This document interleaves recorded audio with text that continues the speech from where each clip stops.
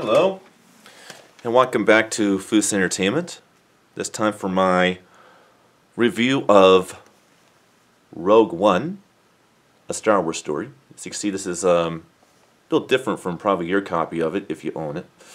This is a limited edition Best Buy exclusive steelbook. And this one I like to show off because not a lot of people have this one, so this will be a showcasing as well. You have a lot in here. You have the regular movie right here, the bonus material disc right here. This is where it gets cool. The 3D version right here, and the DVD right here. So it has everything in it, and it's a very cool steelbook, I might add.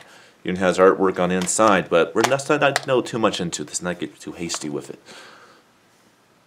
I will show the back though. Now the artwork on this one is not bad, but it spends too much time concentrating on the stormtroopers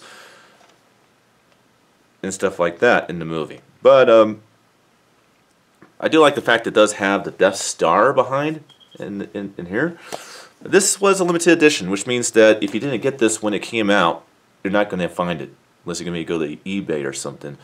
And even didn't know how people on eBay are. They try to rip you off, so you may not, actually find it the way I have it.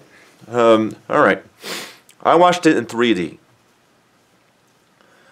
Now off the bat, I can definitely say that the 3D in this movie is not spectacular compared to, say, Star Wars The Force Awakens, which was. And I do have that in 3D. I will definitely get to that once I get all the way done with all these movies. I would be closer to that. But I very much enjoyed this movie. I thought this was great. And something else I need to check real quick. Okay. Yeah, I just had to check that before I go to this next disclosure thing. Alright. This is the second... Actually, is it second? No. In terms of theatrical release, this is the fourth, I believe, Star Wars movie to have a PG-13 rating. I like it that they're being more elaborate with these movies now and making them PG-13 and not being afraid to take a little bit of a risk. I like that. I wish that was the case all the time with these movies. But what I like about Rogue One is it's much darker, it's much more elaborate, in my opinion, than what we have seen before it.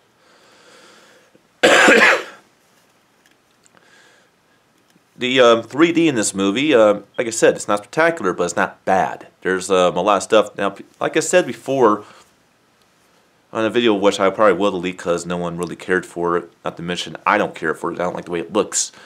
I really should just sit down in this chair and talked about how to calibrate stuff. But I did make a video, if you do care to watch it, talking about how to properly calibrate your sound system and how to properly get your scene arrangements correct for optimal experience of audio and video. This is where it kind of comes into play with 3D on Blu-ray. People often sit too far away or too close to the screen, and that is what causes the 3D not to look that great. And it's also why when you go to movie theaters, you suffer as well. This is why when I go to movie theaters, I always try my hardest to sit in the very middle of the theater because of the fact that you get optimal quality. And that's certainly the case when it comes to home use as well. So 3D is not bad, it's just not eye-popping. There's different levels of 3D. This has stuff comes out the screen, yes, but it's more subtle. When it comes to stuff like, say, Force Awakens, or Batman v Superman, Dawn of Justice, things come out the screen dramatically at you, and it's way in your face. It's like, yeah, this is it. Boys and girls, we're going to throw shit at you left and right. Nothing's going to stay on the screen. And that right there is when 3D gets really good, and that's not always the case, but there are neutrals in between to where, it's digital looking, but it's also stuff comes out the screen. That's kind of the way that I look at Rogue One, a Star Wars story. This one came out in 2017, I believe. Let me go ahead and, yeah, 2017.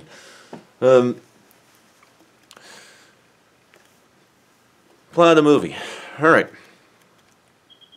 This is very much depends a lot on the canon stories of Star Wars. This takes place from the beginning of the movie to end of the movie. The beginning of the film, just for the very beginning, which is just a pre-trial sequence. It takes place approximately, I say, 15 years, maybe 16 years before the events of New Hope. But after a pre-trial sequence, the entire movie takes place quite literally a few hours before the events of A New Hope. And by the time you're actually to the end of the movie, it takes place just 1 minute before the events of New Hope. So, yeah, you have to watch this one before Star Wars Episode 4. It makes sense to do it that way. Like I said before, watching these movies in order of event is the way you're supposed to watch them. And if people would do that, they probably wouldn't go ahead and pick on, you know, the movies as much. I watch them in order of event. And because of doing that, I actually enjoy all of them. Alright, the plot of the movie, and we'll get to it. There's a scientist that creates weapons for the Empire. The name of Galen, Ursula. And he has like this daughter, whose name is Jyn Ursa, and basically the Empire comes after him after he had given up that life and tries to recruit him, and he refuses. So they kill his wife, his daughter escapes, and he gets raised by a rebel leader played by Forrest Whitaker. I forget his name, it's a weird name, but I forget it for some odd reason. Been so busy the past couple of days, I didn't review these films like right after I watched them. I think it's like Scarlera or some weird name like that. And so Poole growing up, she kind of becomes a rebel and kind of an outcast, and by choice she outcasts herself and lives in the shadows. She is rescued by resistance fighters for the rebellion. And they want to know about where her father is, because there's this pilot that has defected to the rebellion from the Empire. He has news about the doomsday weapon known as the Death Star that we see in A New Hope. And our main character, Jyn Ursa, which is the daughter, decides to go ahead and after find out her father was actually working for the rebellion in the secret, and made a fly within the Death Star, and there's plans on how to find this fly. But they have to go into enemy territory to get it. So a few friends that she picked up along the way, as well as a resistance fighter, and a few others that join on the cause, they form a group called Rogue One, and they go ahead and go on a rogue mission to obtain the blueprint plans for the Death Star. And of course we see what happens with that one. It eventually ends in the hands of Leia, and she puts it in R2-D2, and then obviously tries to find Obi-Wan Kenobi, and that at least into all the stuff that happens in New Hope. Now what's interesting about this movie is all our main characters, literally all of them, die in this movie. So it's pretty tragic. Like I said, it's a very dark movie. But yeah, that's kind of what makes it kind of a fun watch. The CGI reimagining of dead actors in this movie is amazing. It looks really, really good. You can really get that sense of it looking organic. So that's cool. So because of that, because of this movie is the reason why Leia is in Episode 9. when it comes out. That's why she's in it. Because of how good they did this. They can actually go ahead and recreate Carrie Fisher for the next movie. Because they did a wonderful job with recreating the younger version of Carrie Fisher at the very end of Rogue One, because keep in mind, Leia was like 18 years old in A New Hope. So you cannot have a very old, 60-something-year-old Carrie Fisher play the character. So that's how that goes. Audio-video quality. The video in this one, it seems to remind me of Solo, a Star Wars story. But this one has more color in it than Solo does. It's not so ragged. It actually has more color and it's more glossy looking. But overall, it still has that kind of grainy, intentional look a little bit.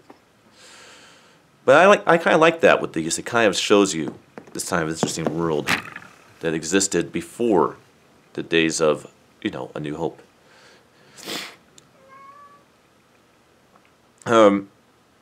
Audio-wise, this is before Disney started fucking around with the audio of the Star Wars movies. The audio in this one's actually good. It's very good. I would say that this is the last one that where Disney did not screw around with the audio and make it all low. To where, yeah, the 7.1 audio is there, but we're not going to make it intensified to where things fly around the room and it's very much, exciting. This is the last one that wasn't like that. It actually is very exciting. It's not compressed down and feels all low. So it definitely works. Definitely enjoyed the audio of this movie. Like I said, 3D is not bad. It's not great, but it's not bad.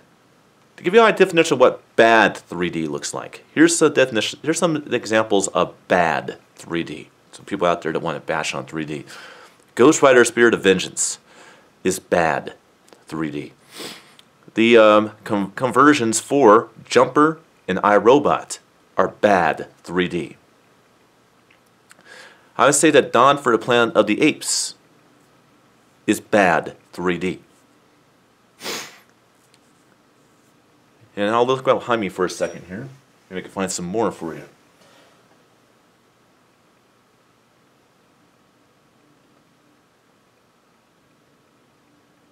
Yeah, okay. Man of Steel is bad 3D. Suicide Squad is like this one. It's not bad. So that gives you a little bit of an idea. Because people that see a Suicide Squad will definitely say, oh, the 3D's not really there. But then, every now and then, it will be there and something will be thrown at you. That's kind of the case with this one. When it comes down to, say, Man of Steel or something like that, nothing gets thrown at you, really. So, it gives you a little idea of what bad 3D is compared to decent 3D and then compared to excellent 3D. Like, for example, excellent 3D would be something like, say, Batman v Superman: Dawn of Justice, or Avatar, or Terminator Genesis, or Prometheus, or Star Wars: The Force Awakens, or Jurassic Park, or Jurassic World, or say Doctor Strange, Spider-Man: Homecoming, Ant-Man. You know, there's plenty of really, really good 3D films out there, and that's why I find it so frustrating that Disney is not allowing us to see that. Like Thor: Ragnarok was in 3D in theaters. Avengers: Infinity War was in 3D in theaters, and I watched it in 3D when I watched it on the big screen before getting it on Blu-ray. It's annoying when they do that. There's so many other examples.